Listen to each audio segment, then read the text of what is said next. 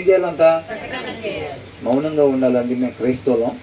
ఆభరణాలు పెట్టుకోకూడదు, విలువైన వస్త్రాలు మేము ధరించుకోకూడదు, అందరిలాగా యాక్టివ్గా మేము నడవటానికి లేదు, పరిగెత్తడానికి వీల్లేదు. ఆత్మీయ క్రమశిక్షణ మాలో ఉండాలి. మేము ఎక్కడికి వెళ్ళినా సరే ఎలా వెళ్ళాలి? ఎక్కడికి వెళ్ళినా ఎలాగ వెళ్ళాలి? అలాగే వెళ్ళాలండి. మేము ఎక్కడికి వెళ్ళినా సరే అంతే. వాక్యం అంతే చెప్తుందా? కొంతమంది అనుకుంటారు, కొంతమంది ఏంటంటే ఎప్పుడు ఏంటి అట్లా నవ్వుతాం, మనం నవ్వకూడదు, అట్లాగా బాప్టిజం తీసుకుని అట్లా నవ్వుతావు ఏంట్రా? ఏంటంటే బాప్టిజం తీసుకుంటే నవ్వకూడదా? చక్కగా నడవకూడదా? హుషారుగా నడవకూడదా? నడవదు. నలుగురిలో చక్కగా కలిసిమెలిసి ఉండకూడదా? ఉండొచ్చు. కొంతమంది అనుకుంటారు బాప్టిజం తీసుకోమంటే ఇక్కడ టైం ఉంది బ్రదర్, అన్నీ ఆపేసేయాలి కదా. ఏంటి ఆపేసేది? తింటాం ఆపేస్తామా?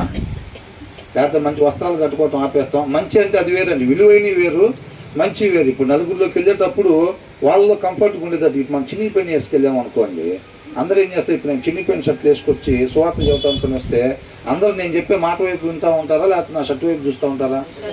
షర్ట్ వైపు చూస్తూ ఉంటారు. కాబట్టి మిగతా వాళ్ళకి అసౌకర్యంగా ఉండకుండా కంఫర్ట్ డ్రెస్సు వేసుకెళ్ళాలి అంతే తప్ప అప్పు చేసిన 50,000 రూపాయలు కోటే మనం వేసుకెళ్లాల్సిన అవసరం లేదు.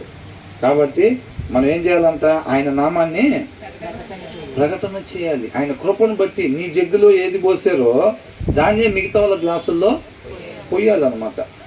నిజమైన సత్యం మన దగ్గరికి వచ్చినప్పుడు అది ఊరకనే ఉండదు, మనల్ని ఊరకనే ఉంచదు. కాబట్టి నువ్వు ఎక్కడికి వెళ్ళాలి అనేది దేవుడి ఆయన కృపను బట్టి నడిపిస్తాడు.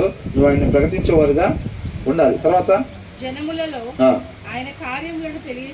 అంటే ఇప్పుడు చెప్పారు చూస్తారండి, చక్కగా దేవుడి కృపను బట్టి దేవుడు చేసిన మేలు ఏ రీతిగా అయితే అనేక మందికి చెప్తా ఉన్నారు. మీరు సందేహించకుండా విశ్వసించినట్లయితే ఖచ్చితంగా మీ జీవితాల్లో కూడా కార్యాలు చూస్తారు.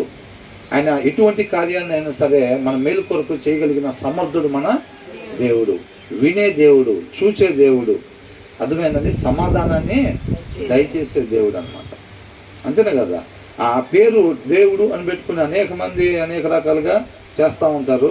అవేవి కూడా చూసేయి కాదు, వినేయి కాదు, సమాధానం దయచేసేయి కాదు. తర్వాత ఏమంటున్నారు? మొదటి వచనంలో ఏమనుందంట?